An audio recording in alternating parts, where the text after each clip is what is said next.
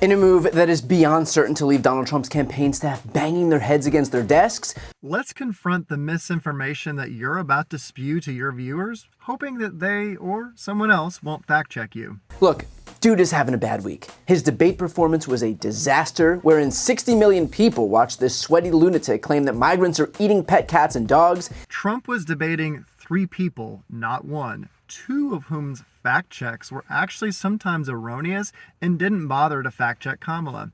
Don't believe me? Check it out for yourself. This business about taking everyone's guns away. Tim Walz and I are both gun owners. We're not taking anybody's guns away. So stop with the continuous lying about this stuff. I support buybacks, and it's something I'm so passionate about and so looking forward to being president to address. We've got to deal with this. How mandatory is your gun buyback program? It's mandatory. Stop with the continuous lying about this stuff. Devori Darkins has been doing an excellent job of exposing the dishonesty by the left. I've got a link to that video in the description below. And if you're looking for an even more up-to-date comparison of exactly how many times Kamala has flip-flopped, check out Amala Ekpanobi's video linked above. His running mate J.D. Vance has since admitted to lying about the Haitian migrant story on national TV, a tacit admission that Donald Trump himself was either too stupid to know that he was repeating a hoax or too shameless to care. Actually, if you stop quoting people out of context, you will see that J.D. Vance, in fact, was giving a voice to the many constituents in Springfield, Ohio, who the mainstream media were ignoring. Here's a link to that, which will reveal that you believe your viewers are either too stupid to think for or look up the facts for themselves. I say that we're creating a story, meaning we're creating the American media focusing on it. I didn't create 20,000 illegal migrants coming into Springfield thanks to Kamala Harris's policies. There is ample anecdotal evidence from numerous sources in Springfield, Ohio, showing just how detrimental flooding that many migrants into a small town in a short period of time has been. Authorities said they could not confirm that the migrants were harming animals, not that it wasn't happening. Your viewers can decide for themselves if Trump and Vance is making it up by checking out the short documentary by Tyler Oliveira linked above. They're getting thousands of dollars in government assistance, even the cash assistance cards. They're calling them the magic money cards because they never run out.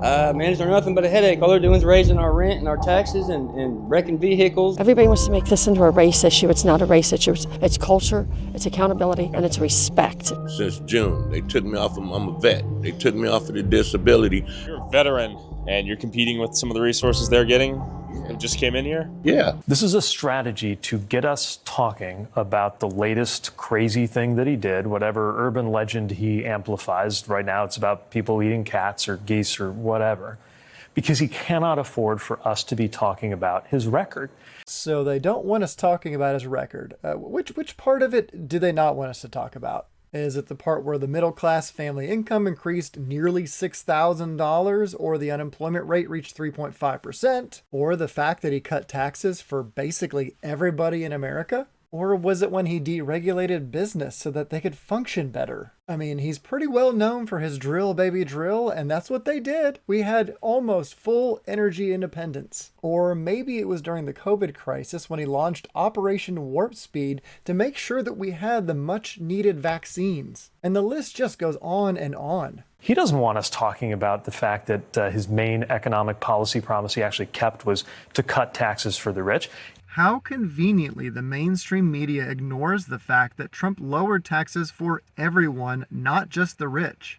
And despite all the rhetoric that Trump's tax cuts have really only benefited the ultra-rich, according to this article by The Hill, that's the complete opposite of what's actually happened. After they performed a careful analysis of IRS tax data, they found that people making $15,000 to $50,000 a year enjoyed an average tax cut of 16 to 26% in 2018, whereas no income group that made at least $500,000 received an average tax cut that exceeded 9%. He doesn't want us talking about how he demolished the right to choose in this country. Trump has repeatedly stated he is in support of individual states deciding abortion rights rather than the federal government.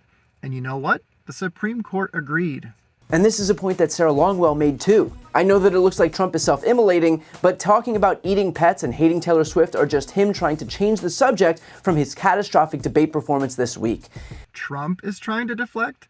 And Kamala isn't trying to hide the suspected 8+ million illegal immigrants they let across the border, some of whom are violent. This homeland.house.gov article shares that according to Border Patrol officers at the southwest border, large groups were purposely turning themselves in, hoping that they would be released directly into the country. Since Joe and Kamala took office, there have been more than 9.5 million encounters with illegal immigrants nationwide, and the scary part is there's almost 2 million known gotaways that are right in our country, and we don't even know who they are. And I think the scariest part is that 362 of those are on the terrorist watch list. Or her proposed radical communistic ideas of price controls on food, which historically has led to massive food shortages the last time it was tried. Or her abysmal track record during her time as Attorney General for California, while ensuring that even minor offenders received longer jail sentences, or worse, put innocent people behind bars. Was the first time you saw Kamala Harris in person the day that the verdict was issued? She showed up at the two most pivotal times in this first trial, and me being convicted and me being sentenced. She wanted to be present for a celebration of a conviction. And not to mention, trying to jail a mother who was only trying to care for her sick child who was afflicted with sickle cell anemia and unfortunately had become truant due to her condition. That's linked above. When Kamala was getting all the attention when she first entered the race, Trump claimed that she wasn't black. Trump pointed out that Kamala will genuinely pander to any audience with which she is speaking, like when she said she was out here in these streets during a recent BET Awards commercial, or when she suddenly developed a country accent while in the South. Yeah, girl, I'm out here in these streets. But these extremists, as they say, they're not like us. And you all helped us win in 2020, and we're going to do it again in 2024. Anyone who has watched any number of her speeches knows she does not have these accents, and it's honestly insulting that she thinks it's okay to fake her culture or background to get votes. Remember, these people literally stormed the seat of democracy, the U.S. Capitol. In their deference to Trump, they will set fire to anything if Trump issues his little clarion call. I know that everyone here will soon be marching over to the Capitol building to peacefully and patriotically make your voices heard. What happened on January 6th is absolutely inexcusable and should never happen again. But Trump said that the crowd was going to peacefully make their voices heard. And if you don't believe me, here is a link to his full speech. Judge for yourself if he said anything calling for violence, and I guarantee you won't find it. And think about this logically. If the evidence were there, don't you think he would be behind bars right now? His whole speech was focused on providing evidence of widespread voter fraud. And if you want to say he said to fight like hell, I would encourage you to listen to countless speeches by politicians on both sides who often use the word fight, and it is never meant to be a call for violence. Trump speaks to an undiscerning base that will follow him off a cliff, and right now seems to be doing exactly that. It is insulting that you would insinuate that Trump supporters only follow him because they are ignorant, blind followers. Yeah, let's completely ignore the numerous well-educated individuals who support him for any number of reasons you've failed to mention in this video.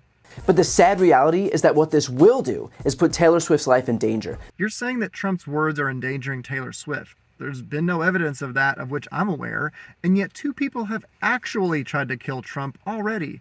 Whose narrative has been more divisive in reality?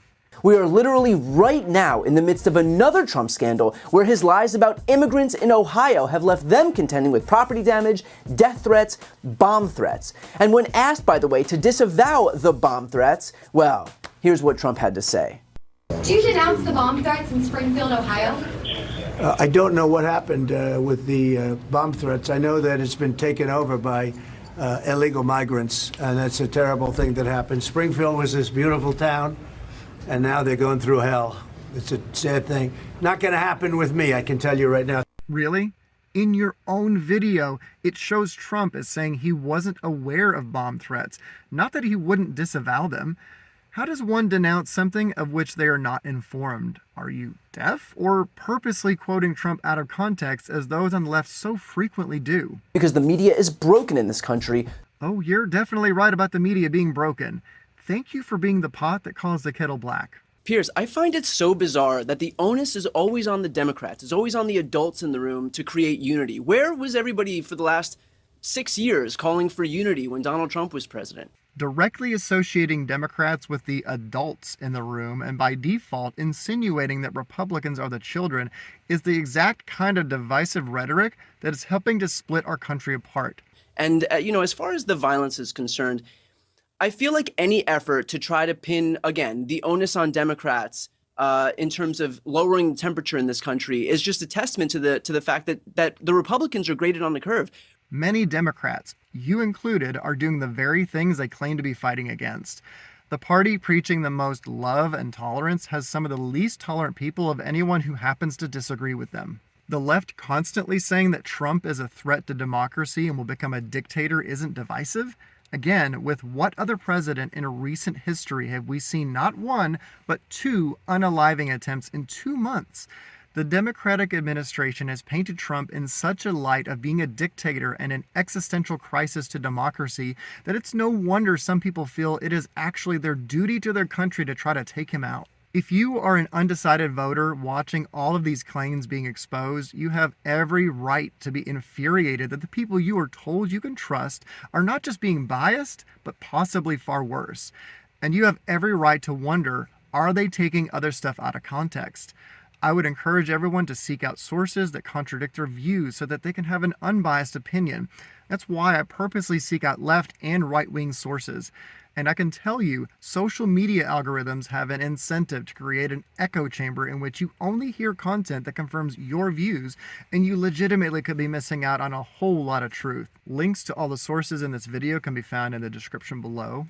And I know that I'm a small voice going up against a media behemoth, but I'm a firm believer that the truth is the truth regardless of who is saying it. If you agree that the misinformation the left-wing controlled media are spewing needs to be exposed, please consider sharing this video. To show your support for my channel, please also consider liking and subscribing. God bless you, and God bless the United States of America. Your vote counts, and don't let anyone tell you otherwise.